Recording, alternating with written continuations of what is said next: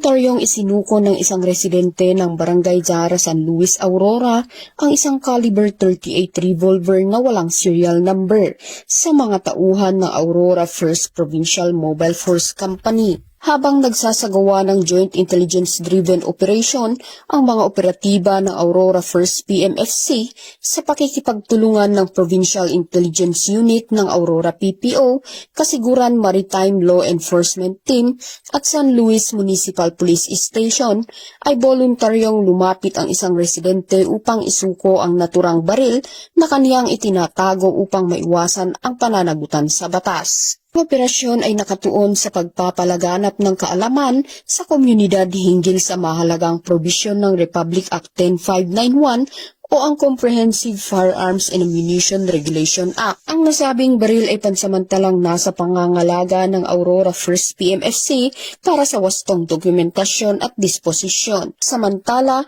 hinimok ni Police Lieutenant Colonel De La Cruz ang publiko na makipagtulungan sa pulisya at voluntaryong isuko ang anumang loose firearm upang makatulong sa pagpapanatili ng katahimikan at seguridad sa kanilang komunidad.